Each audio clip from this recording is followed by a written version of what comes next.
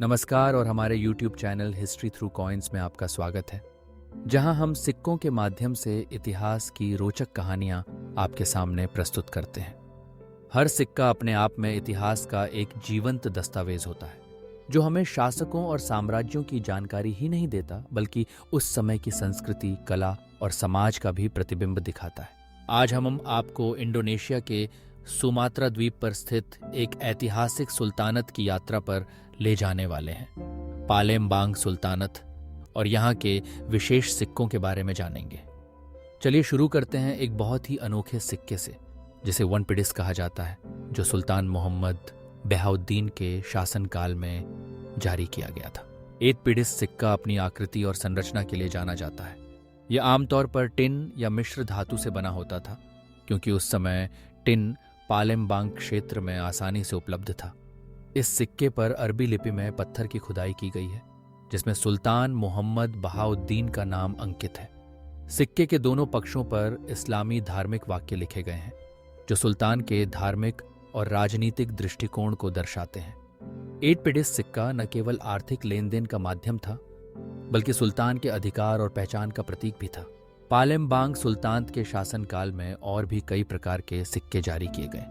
इनमें पिट्टिस के अलावा कप्पिंग नामक सिक्का भी था, जो आमतौर पर कम मूल्य का होता था और स्थानीय बाजारों में लेन देन के लिए इस्तेमाल किया जाता था। इन सिक्कों पर सुल्तान का नाम, जारी वर्ष और कभी कभी कुरान की आयतें भी अंकित होती थीं। कुछ सिक्कों पर सुल्तान का प्रतीक या अरबी लिपि में अक्षर सुंदरता से अंकित होकर कला के नमूनों में बदल गए थे। पालेमबांग के सिक्कों में स्थानीय संस्कृति और इस्लामी प्रभाव का अनूठा संगम देखा जाता है। अब संक्षेप में पालेमबांग सुल्तानत के इतिहास को देखते हैं। पालेमबांग सुल्तानत की स्थापना 7वीं सदी की शुरुआत में हुई थी, जब मलय दुनिया में व्यापार, इस्लामी संस्कृति और राजनीतिक शक्ति यहाँ मौजूद थी।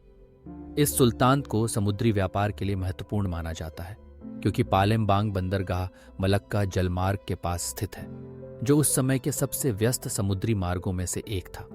यहाँ से मसाले, धातु और कई वस्तुएं दुनिया भर में भेजी जाती थीं। पालेमबांग सुल्तानत के शासक न केवल स्थानीय राजनीति में, बल्कि अंतर्राष्ट्रीय व्यापार और इस्लामी दुनिया में भी महत्वपूर्ण भूमिका निभाते थे। सुल्तान मोहम्मद बहाउद्दीन, जिनके नाम पर आज हमारा मुद्रा है, उन्होंने अपने शासनकाल में सुल्तानत की सीमाओं का विस्तार किया और प्रशासनिक व्यवस्था को मजबूत किया। उनके शासन में मुद्रा उत्पादन और वितरण को एकीकृत तरीके से संचालित कर आर्थिक स्थिरता स्थापित की गई। 19वीं सदी की शुरुआत में डच उपनिवेशवादियों ने सुल्तानत पर नियंत्रण रखा था। फिर भी पालेमबांग सुल्तानत की विरासत आज इसके सिक्कों, मस्जिदों और सांस्कृतिक परंपराओं में जीवित है। इन सिक्कों को देखकर हम न केवल उस समय की आर्थिक गतिविधियों को समझ सकते हैं, बल्कि यह भी देख सकते हैं कि एक छोटे से सिक्के में पूरे सुल्तानत की कहानी कैसे छिपी हुई है।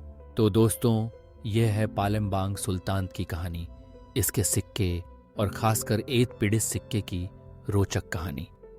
यदि आपको यह जानकारी पसंद आई हो तो हमारे चैनल हिस्ट्री थ्रू कॉइन्स को सब्सक्राइब करना न भूलें। अगली बार फिर पुराने सिक्कों के माध्यम से इतिहास की एक नई कहानी के साथ मिलेंगे। धन्यवाद।